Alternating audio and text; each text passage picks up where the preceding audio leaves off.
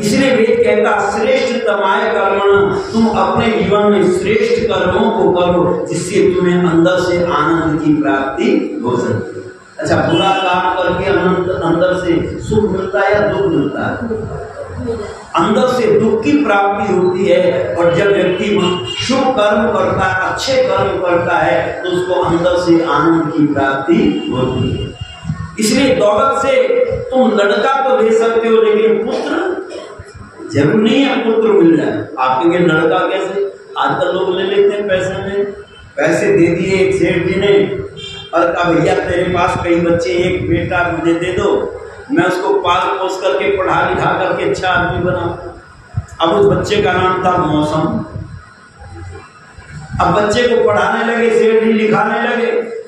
एक दिन उसके पिता ने सोचा अरे बात ही नहीं कर सकता बेटे से, पर कम से कम दूर से देखता हूं अपने बेटे। अब ये बेटा ऊपर मकान की छत पर खेल रहा है और नीचे पिता ने आवाज लगाया बेटा मौसम। अब पिता को देखा बेटे ने, अब ये ऊपर से नीचे उतर करके आया और पिताजी के साथ में जाने लगा। सेठ जी ने कहा अरे कहाँ जा रहा है? मैंने इतने पैसे दिए हैं, चल दिया अपने पिताजी के साथ में। कहने लगे कि मौसम तो बदलते ही रहते हैं, मौसम एक जैसे नहीं रहती। पता चलता है तुम पैसे से लड़का तो खरीद सकते हो, लेकिन पुत्र, क्योंकि राम जैसा पुत्र मिल जाएगा पैसे? जिसने सारी संपत्ति को ठोकर से ठुकरा दिया, मुझे नहीं चाहिए ये संपत्ति, मुझे तो भाई चाहिए, मैं भरत के लिए क्या इस संपत्ति के लिए झगड़ा करूं? मैं सारा जीवन वन में बिता सकता हूँ, लेकिन भैया भरत के लिए मैं वन में रहना स्वीकार है, पर ये झगड़ा स्वीकार नहीं। अच्छा बताओ, संपत्ति को प्राथमिकता देना। उधर भरत भी लात मार देते हैं, सारे धन संपत्ति को ठुकरा देते हैं, और जैसे भाई जंगल में रहते वैसा ही वेश बना करके नंदी ग्राम में रहते हैं। अच्छा बताओ, ये पैसे से खरीदा जा सकता है ना प्यार? ये प्यार नहीं खरीदा जा सकता पैसे से। प्यार तो कहाँ होता है? हो समान विचार सबके, चित्त मन सब एक हो, ज्ञान देता हूँ बराबर, भोग्य पास। जब विचारों में समानता होती है तब प्रेम होना शुरू हो जाता है। और ये कहता है प्रेम से मिलकर चलो, बोलो सभी ज्ञानी बनो। पूर्वजों की भांति तुम कर्तव्य के। दौलत से नौकर तो मिल सकता है, लेकिन सेवक नहीं मिल सकता। नौकर किसको कहते हैं? जो 9 बार कहने से भी ठीक ठाक काम ना करेगा, उसको तो नौकर कहेंगे। और सेवक को कहने की जरूरत नहीं पड़ती। अच्छा, हनुमान जी को कितनी तनख्वाह देते थे राम?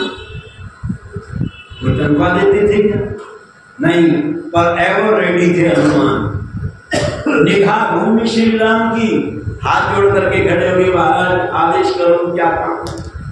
पता चला बिना कहे ही जिसको काम करने के लिए तैयार हो जाए वो सेवक होता है। और दौलत से बाजार में औरत तो खरीद सकते हो, पर क्या सीता जैसी पत्नी भी मिल सकती है? ये मुश्किल है। पैसे से हम पलंग खरीद सकते हैं। अच्छा, पहले ज्यादा बढ़िया पलंग थे लोगों के पास, या आजकल ज्यादा है? आजकल तो डनलप के गद्दे आ गए, फोम के गद्दे आ गए, फाइबर के गद्दे आ गए। पहले मूंज की खाट ढूंढते थे। अच्छा, मूंज कितनी मुलायम होती है आप देखो। अगर बिना कपड़े के कमर को घुमा दे तो कमर छिल जाती थी। ऐसे बांध होते थे मूंज के, उस पर सोते थे लोग, और बिना कपड़ा बिछाए सोते थे। क्या फायदा होता था? जब खा जाती थी कमर में, बस ऐसे कर लेते थे, रहने का काम करता था। जरूरत नहीं थी कोई खुजाने की। अब तो खुजाने के लिए भी एक पंजा सा आता है ऊनी का, उसको खरीद करके रखते हैं, उससे खुजाते। पता चला फोम के गद्दों पर सो करके पसीना आया, खुजली हो गई कमर में, तो वो पंजा खरीदना पड़ता। पहले लोग साधारण खाट पर सोते थे, पर ऐसी नींद आती थी पता नहीं चलता था कब दिन छिपा और कब निकलता। और आज डनलप के गद्दों पर पड़े पड़े करवट बदलते हैं, नींद नहीं आती। क्या करें जी, नींद नहीं आ रही है, तो हमने कहा नींद पैसे से खरीद लाओ। अजी लाया था नींद की गोली, वो भी काम नहीं कर रही है, उससे भी काम नहीं चल रहा है। तो कहा कि दौलत से तुम रोटी खरीद सकते हो, पर क्या भूख भी मिल जाएगी? भूख पैसे से नहीं मिलती। इसलिए ऋषि दयानंद ने कहा कि दोनों चीजों को जीवन में धारण करना। और सुंदरता, आजकल ब्यूटी पार्लर खुल रहे, और वो सुंदरता कितनी देर की है? एक विवाह में मैं गया, जब दुल्हन को फेरों पर लाया गया तो दुल्हन बड़ी सुंदर दिखाई दे रही, पर जब विदाई की हुई सुबह को और दुल्हन ने मुंह धुला करके और बैठी कपड़े पहन करके, तो दूल्हा कहने लगा ये नहीं है वो जिसके साथ फेरे फिरे, मैंने ले जाता इसको। हमने कहा ये रात रात में कैसे बदल दी? अरे ये तो वही है जिसके साथ फेरे फिरे। कहने लगे नहीं जी ये नहीं है वो तो बड़ी सुंदर थी। पता चला उस समय तो ताजी ताजी ब्यूटी पार्लर से आई थी, और अब वो सारा मेकअप नाली में चला गया और असली सुंदरता दिखाई दे रही है। क्योंकि सुंदरता खरीद सकते हो क्या बाजार से? ये तो परमात्मा की देन है। इसलिए विद्वान कहते हैं रुपए से सारी चीजें नहीं खरीदी जा सकती। परमात्मा का ऐश्वर्य जो है उसको प्राप्त करने का प्रयत्न करना, और ये तभी होता है जब हम अपने जीवन में उत्तम कर्मों को करने का प्रयत्न करते हैं। इसलिए परमात्मा का नाम क्या है? ईश्वर।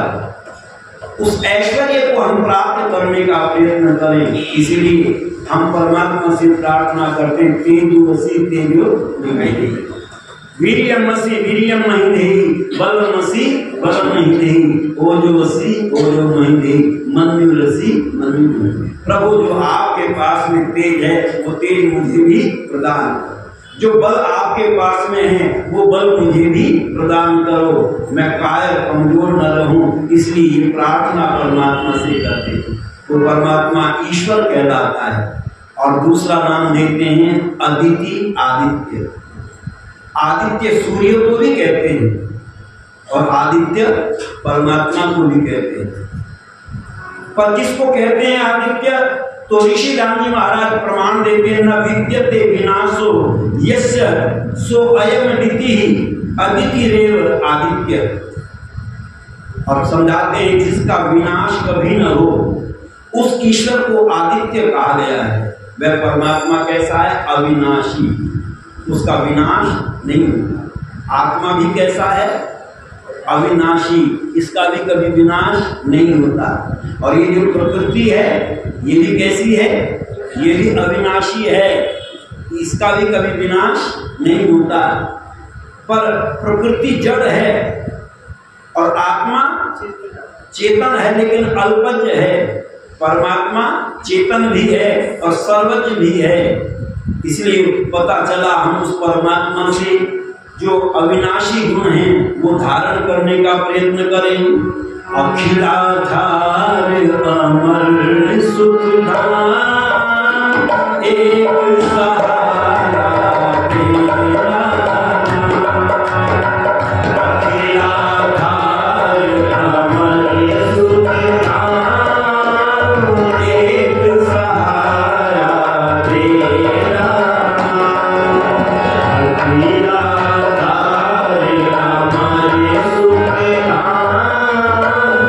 एक सहारा तेरा।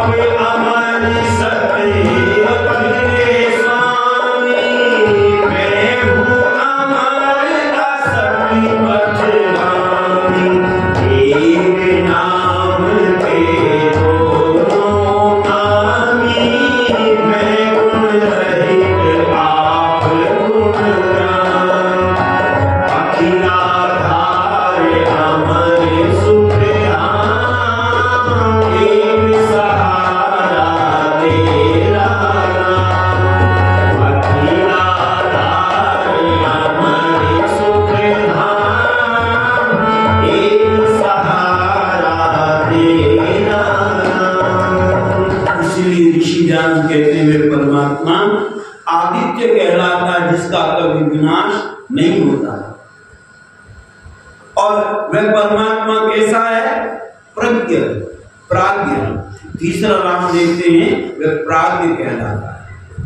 पूछा प्राज्ञ किसको कहते हैं? तो कहते हैं यह प्रकृष्टतया चराचरस्य जगतो व्यवहार जानाति सप्रज्ञ, प्रज्ञ एवं प्राज्ञ। कहते हैं जो निर्भ्रांत ज्ञान युक्त है, सब चराचर जगत के व्यवहार को जानता है, इससे उस ईश्वर का नाम प्राज्ञ है। और हम प्रतिदिन पाठ करते हैं वह परमात्मा कैसा है? अच्छा, आप मेरे नाम को जानते हैं क्या? बता दिया हो, मंत्री जी ने, प्रधान जी ने घोषणा कर दी हो तो आप जान सकते हैं। पर अनजान व्यक्ति, मैं आपके नाम को नहीं जानता, आप मेरे नाम को नहीं जानते, मैं कहाँ रहता हूँ ये आप मुझे नहीं जानते, मैं आपको नहीं जानता। लेकिन परमात्मा कैसा है? वह हमारे नाम, स्थान, जन्मों को जानता है। पता चला जो जो व्यवहार हम करते हैं उस व्यवहार को हमारे जानता है। इसलिए ऋषि जान कहते हैं वह परमात्मा प्राज्ञ है। उस प्राज्ञ से आपने देखा होगा जिसकी आंख नहीं होती उसको क्या कहते हैं? प्रज्ञा चक्षु। पता चला उसको भी ज्ञान है, आंख नहीं है लेकिन फिर भी ज्ञानमान है। आप कहेंगे कैसे है? अच्छा, हम कभी कभी कंडक्टर को पैसे देते हैं रेल में, बस में। अब बस में पैसे दिए कंडक्टर को तो 10 की जगह 20 का नोट दे बैठते हैं, 20 की जगह 50 का दे बैठते हैं। धोखा लग जाता है कि नहीं लग जाता? कंडक्टर को भी लग जाता है, वो जो नोट गिनता है उसको भी धोखा लग जाता है। उसने एक दिन हमको ज्यादा दे दी, मैंने कहा भाई साहब क्या दे, ये तो ज्यादा है, आपको अपनी जेब से भरने पड़े। कहने धोखा लग गया। हमको धोखा लग सकता है, पर जिसके आंख नहीं है उसको आप पैसे दो, वो ऐसे गिन करके बता देता है कितने रुपए, क्योंकि उसको ज्ञान है कि नहीं। पता चला आंख न होते हुए भी वो ज्ञान वाला है। ऐसे ही परमात्मा बिना चक्षुओं के हमारे सारे व्यवहार को जानता है, इसलिए प्राज्ञ कहलाता है वह। पर हम क्या करते हैं? हम परमात्मा से छुपाने की कोशिश करते हैं, देख न ले परमात्मा, जान न जाए। पर ध्यान रखना कि छुप नहीं सकते पाप तुम्हारे, ऐ मूर्ख इंसान, सब कुछ देख रहा भगवान, सब कुछ देख रहा भगवान। छुप नहीं सकते पाप तुम्हारे, ऐ मूर्ख इंसान, सब कुछ देख रहा भगवान, सब कुछ देख रहा भगवान। नहीं सकते आप तुम्हारे, ऐ मूर्ख इंसान, सब कुछ देख रहा भगवान। देखने में तो भोला भाला, मुक्का मीठा मन का काला। देखने में तो भोला भाला, मीठा मन का काला। सूरत से इंसान बना है, सीरत से शैतान, सब कुछ देख रहा भगवान, सब कुछ देख रहा भगवान। छुप नहीं सकते पाप तुम्हारे, ऐ मूर्ख इंसान, सब कुछ देख रहा भगवान, सब कुछ देख रहा भगवान। पर हमने बहाना ढूंढ लिया, अजी कोई बात नहीं, तो पाप कर लेंगे तो क्या बिगड़ जाएगा, हरिद्वार स्नान कराएंगे, भगवान को प्रसाद चढ़ा देंगे, माफी मांग लेंगे। कुछ लोगों ने कह दिया वो कान पकड़ करके कह दो तौबा, और सारे पाप माफ हो जाएंगे। सबने पाप करने के अलग अलग तरीके बना लिए। परमात्मा तो जानता नहीं, वो तो माफ कर देगा, वो तो दयालु है। ऋषि कहते दयालु तो है, पर दयालु क्यों है, कैसे दया करता है? उसकी दया यही है कि हमारे कर्मों का फल हमको देता है, न्यायकारी है, यही उसकी दया है। और कहा कि चाहे जितने तीर्थ नाले, करने जा और शंख बजा ले, चाहे जितने तीर्थ नाले, करने जा और शंख बजा ले, किंतु शुभ कर्मों के सब तो निष्फल जा, सब कुछ देख रहा भगवान, सब कुछ देख रहा भगवान।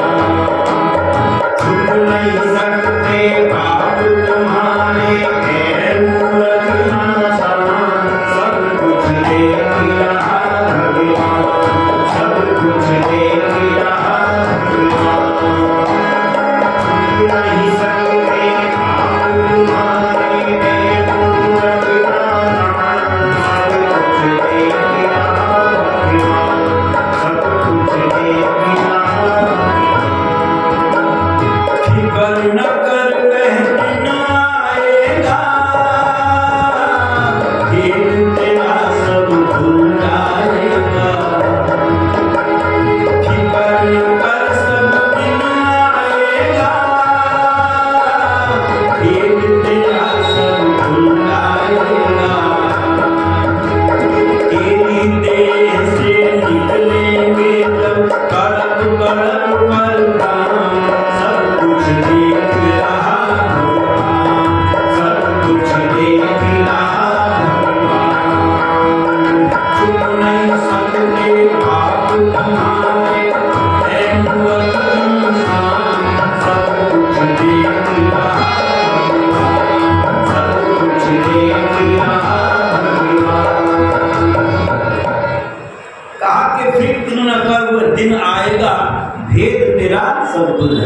देखो संध्या हम करते हैं तो संध्या क्यों की, संध्या क्या लाभ है संध्या के करने से? कहते संध्या करने में तुम अपने जीवन का निरीक्षण करो, मुझसे कौन से अच्छे कर्म हुए हैं और कौन से गलत कर्म। चाहे दुकान का हिसाब हर रोज लगाते हो या साल भर में इकट्ठा ही लगाते हो, हर रोज मुनिंदी रखे रहते हो, देखना कितना माल आया, कितना गया, कितने का खरीदा, कितने का बिका, कितना फायदा हुआ, कितना घाटा हुआ, हर रोज हिसाब लगवाते हैं। और हम अपने जीवन का हिसाब सोचते बुढ़ापे में देखें, अच्छा फायदा हो गया, नुकसान हो, नुकसान होगा तो नुकसान भी भयंकर होगा और फायदा होगा तो फायदा भी भयंकर हो सकता है। पर नहीं, जैसे प्रतिदिन दुकान का हिसाब लगाते हो ऐसे ही आंख बंद करके बैठ करके प्रतिदिन हिसाब लगाओ। यदि कोई दुष्कर्म हो गया है तो उसका प्रायश्चित करो, उसको दोबारा न करने की कसम खा, इसका नाम प्रायश्चित है। माफ कराने के लिए प्रायश्चित नहीं होता, फिर जो गलती हो गई वो तो हो गई, पर हम आगे तो उस गलती को न दोहराएं, इसी का नाम प्रायश्चित कहलाता है। और अच्छे कर्म हमने किए हैं, उससे हमको आनंद प्रसन्नता मिली है, तो उन कर्मों को हम निरंतर करने का अभ्यास करें। मनुष्य प्रतिदिन संध्या में अपने जीवन का निरीक्षण करता है और देखो उसका लाभ क्या मिलता है। पर हमने संध्या करनी ही छोड़ दी। पर ध्यान रखना, आप संध्या करो ना करो, अपनी गलती को मानो या ना मानो, पर एक दिन ऐसा आता है परमात्मा हमसे ही कहलवाता है। अच्छा आप देखें, हमारे पिताजी एक घटना सुनाया करते हैं। हमारे गांव में कहते एक व्यक्ति इतना भयंकर बीमार हुआ, इतना भयंकर बीमार हुआ तो जहां से जाता था ऐसे उनसे कीड़ा निकल करके आता था शरीर से, ऐसा शरीर गल गया। लोगों ने कहा ये बदबू फैलने लगी है, गांव में बीमारी फैल जाएगी, एक काम करो इनकी चारपाई खेत पर डाल दो और वहीं पर इनको भोजन पहुंचा दिया करेंगे। अब कुछ लोगों के मन में आई भाई इसके प्राण नहीं निकल रहे, शरीर गलने लगा है, बदबू आ रही है, पास बैठा नहीं जाता, भोजन भी खिलाए तो कैसे खिलाए, उल्टी होने को हो जाती है। लेकिन पूछो तो सही, ऐसा कौन सा कर्म हो गया है जिसका ये दुख भोगना पड़ रहा है। अब ये गए लोग इकट्ठे होकर के और उस व्यक्ति से पूछा, भैया ये बताओ तुमने ऐसा कौन सा कर्म किया जिसका फल ये दुख आपको भोगना पड़ रहा है। वो व्यक्ति बैठा और बैठ करके आंख बंद करके कहता है, तुम्हें याद होगा इतने दिनों पहले गांव में आग लगी थी जिसमें बहुत से पशु खूंटे पर बंधे हुए जल करके मर गए, बहुत से बच्चे रात सोते हुए चारपाई पर जल करके मर गए थे, वो आग मैंने लगाई और इतना कहना था उसके प्राण निकल गए। पता चला परमात्मा जब तक तुमसे ही स्वीकार नहीं करा देता तब तक हमारे प्राण भी नहीं निकलते। इससे सिद्ध होता है हमें स्वयं स्वीकार करना पड़ेगा। यदि कोई गलती हो गई है तो हम उसको स्वीकार कर लें और आगे न करने का संकल्प लें, इसी का नाम प्रायश्चित होता है। और ये प्रायश्चित करने का विधान दिया और लोगों ने उल्टे प्रायश्चित करने शुरू कर दिया। अजी तौबा कर लो माफ हो जाएंगे, गंगा में नहा लो पाप माफ हो जाएंगे, ये प्रायश्चित बना दिए। और लोगों से पूछो तुमने ये गलती क्यों कर ली, अजी हमने थोड़ा ही कर ली, शैतान ने आकर के बहका दिया और शैतान की वजह से